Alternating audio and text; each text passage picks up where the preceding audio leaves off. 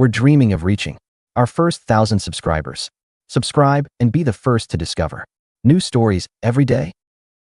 I woke up to the usual hum of the coffee maker, the faint clink of dishes in the kitchen, and the weight of routine settling into my bones. My neck was stiff from another night on the couch, third time this week. I stretched, feeling the dull ache in my shoulders, and shuffled toward the kitchen. Anna was there, leaning against the counter, scrolling through her phone. Her blonde hair was pulled into a messy bun, and she wore that oversized sweatshirt she always threw on when she didn't care to impress. The air felt heavy, like it was holding its breath, waiting for something to snap. I leaned in to kiss her cheek, same as every morning before I headed to work. Just a quick habit, nothing deep.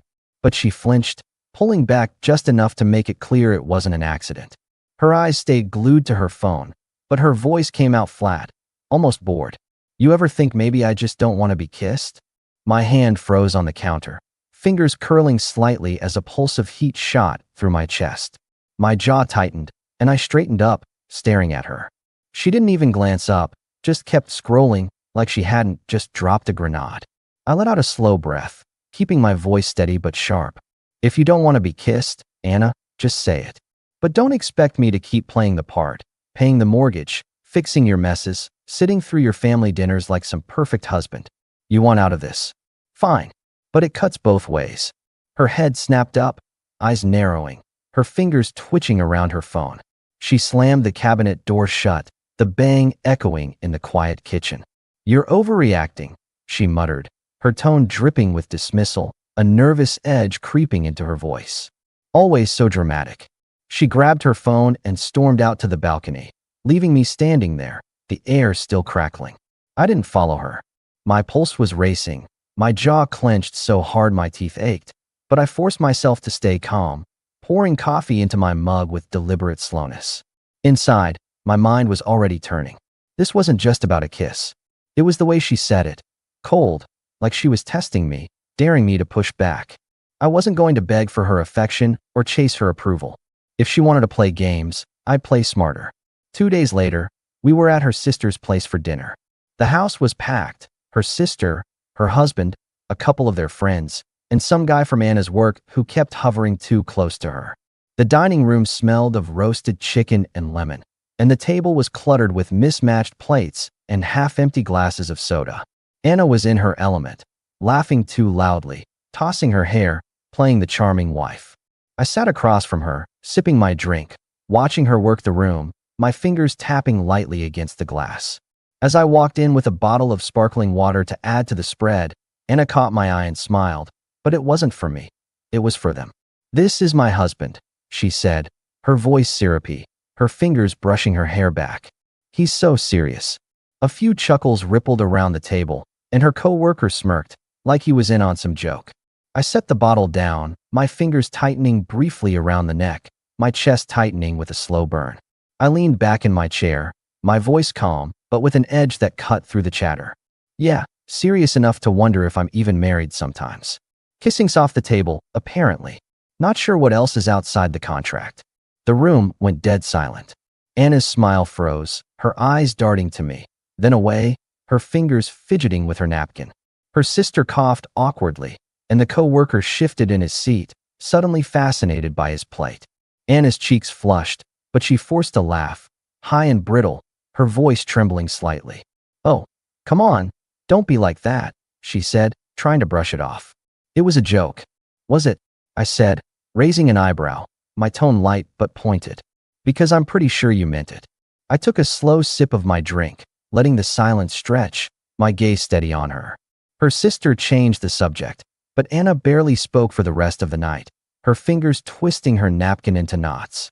In the car on the way home, she stared out the window, her arms crossed, her breathing uneven.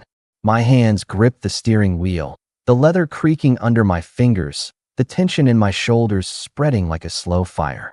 You didn't have to say that in front of everyone, she finally said, her voice low, accusing, with a slight quiver. I kept my eyes on the road, my voice even but cold. You didn't have to call me out like I'm your personal punching bag. If you've got a problem, say it to my face. Don't dress it up for an audience. She huffed, turning away, her fingers digging into her arms. You're blowing this out of proportion. Am I? I shot back, glancing at her, my jaw tight. Because it feels like you're testing me, Anna. And I'm not here to fail your little quizzes. She didn't respond, just stared out into the dark, her breath catching slightly. My heart was pounding, but I kept my face neutral. This wasn't about one dinner or one comment. It was a pattern, her pulling away, throwing jabs, expecting me to just take it. I wasn't going to. A few days later, Anna's mother, Linda, showed up unannounced.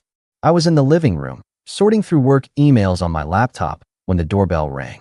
Anna let her in, and I could hear the hushed urgency in their voices from the kitchen. Linda walked in, her face pinched with concern, her purse clutched tightly. "Can we talk?" she said, her tone overly gentle, like she was handling a fragile child. I closed my laptop, leaning back on the couch, my arms crossed. "Sure, Linda. What's on your mind?" My voice was calm, but my shoulders were tense, my jaw already tightening. She sat down, smoothing her skirt, her eyes flicking nervously to Anna, who hovered in the doorway, biting her lip. I'm worried about you too," Linda said, her voice soft but pointed. "Anna says things have been tense. I know marriage is hard, but you're both so good together. Maybe you could try a little harder to understand her." I let out a short laugh, sharp enough to make her flinch. My fingers tapped the armrest, my pulse steady but heavy. "Understand her?" "Linda, I've been understanding for months while she's been dodging me, snapping at me, acting like I'm the hired help. You want me to try harder? Tell your daughter to stop treating our marriage like a game she can win by pushing me away." Linda's mouth opened, then closed, her cheeks flushing. Anna's eyes widened, her fingers twisting together, her voice small. "That's not fair," she said, but it lacked conviction, her gaze dropping to the floor. "Not fair," I said, leaning forward, my voice low and cutting. "What's not fair is me carrying this marriage while you're out there rewriting the rules. If you've got advice, Linda, give it to her. I'm done playing defense." I stood up, grabbing my laptop, and walked out, leaving them both in stunned silence. My chest was tight, but my steps were firm. I wasn't here to coddle anyone's feelings. The next week was a slow unraveling. Anna started locking her phone, snapping, "Don't touch it," when I reached for it to check the time, her voice sharp, her fingers trembling slightly. She'd disappear into the bathroom for hours, claiming she was tired or needed space.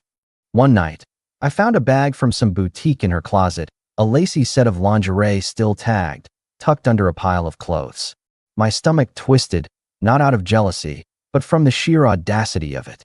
I held it up when she walked in, my voice calm but razor sharp, my jaw clenched tight. "This for me, or someone else?" Her eyes widened, then narrowed, her lips pursing, a nervous laugh escaping her. "It's just something I bought," she said, her tone defensive, dodging the question. "Why are you going through my stuff?" "I wasn't," I said, tossing the bag onto the bed, my pulse pounding in my ears. "It was right there. But you're acting like I caught you stealing. So what's the deal? You planning a show for someone? Because I'm not signing up for the audience." She rolled her eyes, snatching the bag, her hands shaking slightly. "You're paranoid," she said, her voice sharp, but I caught the flicker of panic in her eyes, the way her breath hitched. "It's not a big deal." "Then why lie about it?" I said, stepping closer, my voice low and steady, my fists clenching at my sides. "If it's nothing, just say where you got it. Easy. Or is it easier to keep playing me for a fool?" She froze, her mouth opening, then closing, her fingers digging into the bag. "I don't have to explain myself to you," she finally snapped, turning away, her shoulders stiff. I let out a short, bitter laugh, shaking my head. "You know what, Anna? If someone else is kissing you, that's your call. But don't expect me to stick around and cry about it. You want to play games? Play them with him." I turned and walked out, my heart pounding, my breathing uneven, but my steps deliberate. She wasn't just pulling away, she was rewriting the rules, expecting me to follow blindly. I wasn't going to. The next day, I decided to stop reacting and start acting. I'd had enough of her dodging and deflecting. That evening, I waited in the living room, my arms crossed, my jaw tight, as she walked in from another work thing, her heels clicking on the hardwood, her phone glowing in her hand. She froze when she saw me, her smile faltering, her fingers tightening around her phone. "Late again," I said, my voice calm but sharp, my eyes locked on hers. Work must be real demanding. Or is it something else keeping you out till midnight? She swallowed, her eyes darting away, her voice unsteady. I told you, it was a team dinner. Why are you making a big deal out of this? I stepped closer, my voice low, cutting through her excuse like a blade. Because you're lying, Anna. I called your office. No team dinner.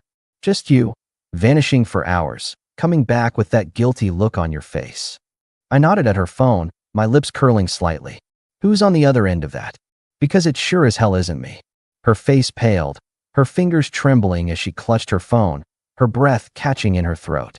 You're spying on me now, she said, her voice rising, but it cracked, betraying her panic. Spying, I said, raising an eyebrow, my tone cold. No, Anna. I'm just done pretending I don't see what's right in front of me. You want to sneak around? Fine. But don't insult me by acting like I'm too stupid to notice. She opened her mouth, but no words came out, her eyes glistening with unshed tears. I turned and walked to my office, my heart pounding, but my steps steady. For once, I wasn't reacting to her jabs. I was setting the terms, and she didn't know how to handle it. The next week, I was at the gym with Mike, my old college buddy who'd been through his own messy breakup. We were spotting each other on the bench press, the clank of weights filling the air. My arms burned as I pushed the bar up, my breath coming in sharp bursts, my shoulders knotted from days of tension.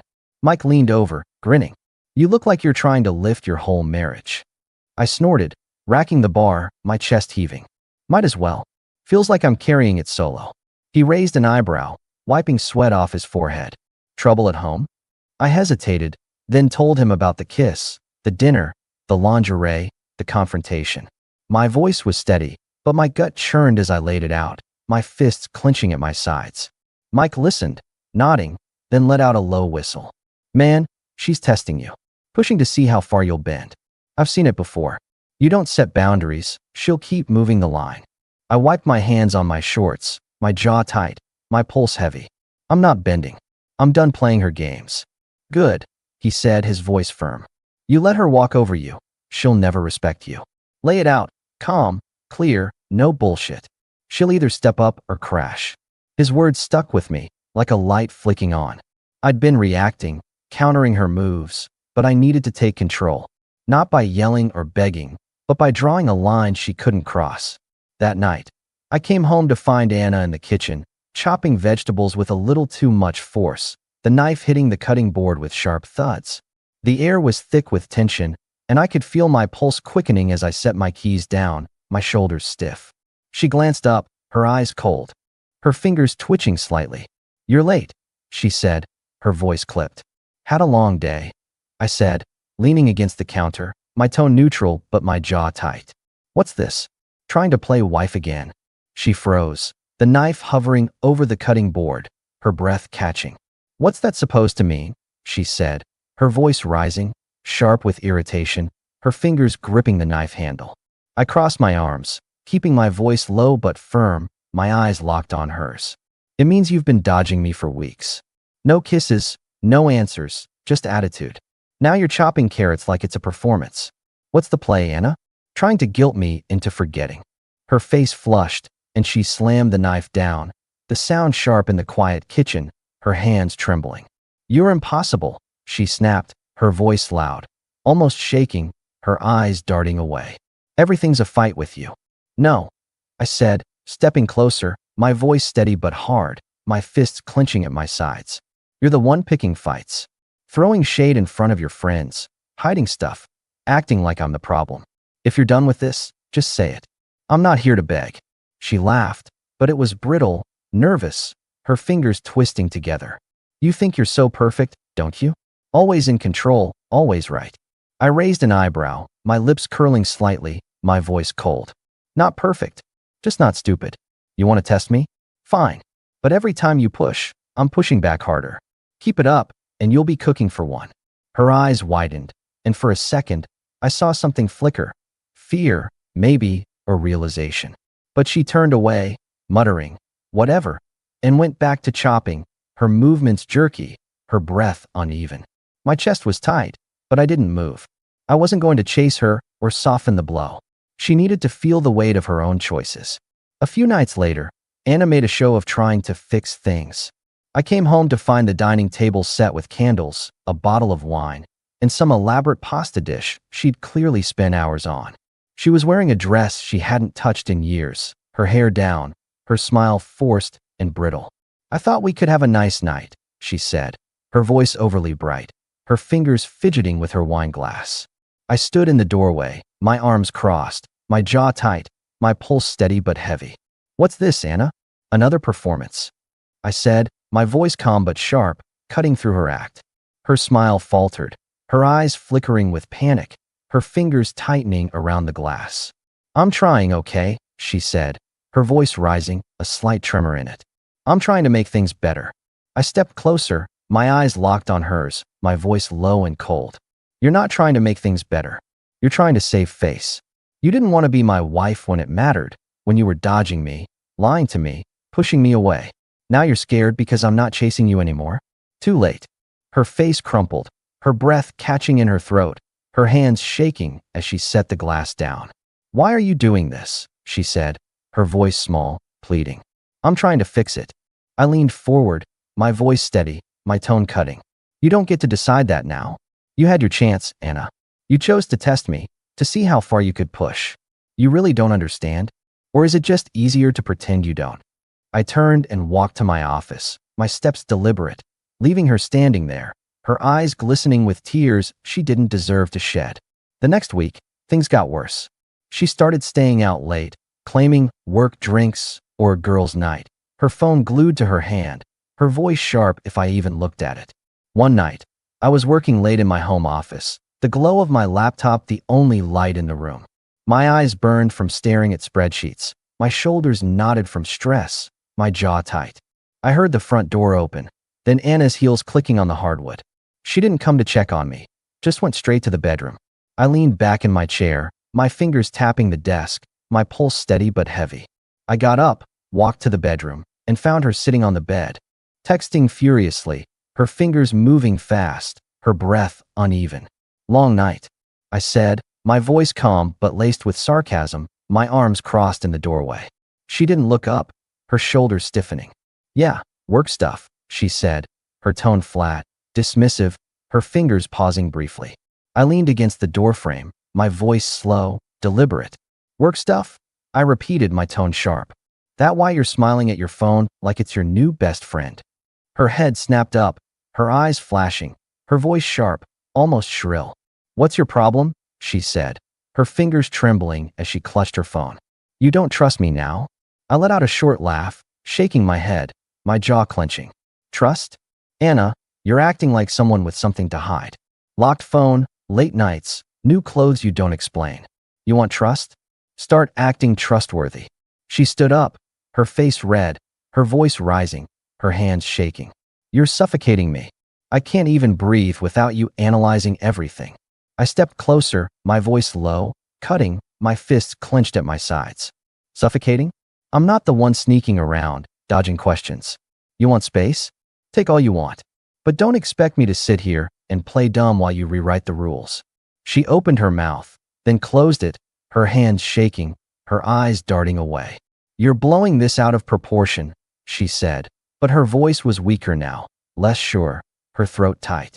"Am I?" I said, my tone cold, unyielding. "Because it looks like you're checking out of this marriage. And if you are, I'm not sticking around to watch." I walked out, my heart pounding but my steps steady. I wasn't going to beg or yell. I was done playing her game. The next morning, I made a call. My hands were steady as I dialed the lawyer, my voice calm as I laid out what I needed. I didn't want a scene, didn't want to drag this out. I withdrew half our savings, moved my important documents to a safe deposit box, and started the paperwork. My chest felt tight, but my mind was clear. This wasn't about revenge, it was about self-respect. I wasn't going to let her keep pushing until I broke. I kept living at home, keeping my routine. I'd come back from work, eat whatever was on the counter, and go to my office to work. Anna didn't notice the shift. She was too busy laughing into her phone, binge-watching shows, acting like everything was fine. I didn't say a word. Let her think she was winning. When the court notice arrived, I was in the kitchen, sipping coffee, my hands steady around the mug. Anna opened the envelope, her hands shaking as she read it, her breath catching in her throat. The mug slipped from her fingers, hitting the counter with a dull thud. She looked at me, her eyes wide, her voice trembling. "What is this?" she said, holding up the papers, her fingers twitching. I set my mug down, my voice calm, almost bored. "You know what it is." She stepped closer, her voice rising, desperate, her eyes glistening. "This is crazy. We're just going through a rough patch. We can fix this." I leaned back, crossing my arms, my eyes locked on hers, my jaw tight. "A rough patch? Anna, you've been checking out for months. No kisses, no answers, just games. You killed this marriage, not with one thing, but with every time you chose to push me away. And now you're scared because I'm not chasing you anymore? You don't get to rewrite the ending." Her face crumpled, and she sat down, her hands twisting together, her voice small, almost childlike. "I didn't mean it," she said, her throat tight. "I was just stressed. We can work on it." I shook my head, my voice steady, cold. "You don't get to decide that now. You had your chance. You chose to test me, to see how far you could push. You really don't understand? Or is it just easier to pretend you don't?" I turned and walked out, my steps deliberate, leaving her sitting there, her shoulders shaking with silent sobs. The next few weeks were a blur of her trying to rewind time. She started cooking elaborate dinners, lighting candles, suggesting movie nights under a blanket. It was pathetic, like she was auditioning for a role she'd already lost. I'd come home, see the spread on the table, and feel nothing but pity. "Nice try," I'd say, my voice flat, grabbing a plate and eating in silence before heading to my office. One night, she cornered me in the living room, her eyes red, her voice shaking, her fingers twisting together. "Why are you doing this?" she said, her tone pleading, her breath uneven. "I'm trying, okay? I'm trying to make it right." I looked at her, my jaw tight, my voice low and hard. "You're not trying to make it right. You're trying to save face. You didn't want to be my wife when it mattered. Now you just don't want to be the one who got left." "Too late, Anna." Her face froze, and she turned away, her shoulders shaking, her breath catching in her throat. I walked past her, my steps deliberate, my heart steady. I wasn't angry anymore. I was done. The divorce went through quickly. We sold the house, split everything down the middle. I signed the papers, shook the lawyer's hand, and walked out without looking back. My hands were steady, my breathing even. I'd said everything I needed to say. A year later, I was in a new apartment, everything mine, no compromises. The place was small but clean, with a view of the city I'd never noticed when I was too busy fighting her battles. I'd started running again, hitting the gym with Mike, focusing on my work. Life was quiet, simple, and mine. One day, I ran into Anna at a coffee shop. She was sitting alone, her hair shorter, her face tired, her fingers fidgeting with her cup. She looked up, her eyes widening, and stood up, her voice soft, hesitant. "Hey, you look good." I nodded, my voice neutral, my arms crossed. "Thanks." She fidgeted with her cup, her voice trembling, her eyes glistening. "I messed up, okay? I didn't realize what I had. I'm sorry." I looked at her, my face calm, my voice steady, my jaw tight. "You didn't mess up, Anna. You chose. And I chose too. I'm not here to fix your regrets. You don't miss me. You miss being able to control me." I turned and walked out, the bell above the door chiming softly behind me. My steps were light, my chest open. I didn't need her approval.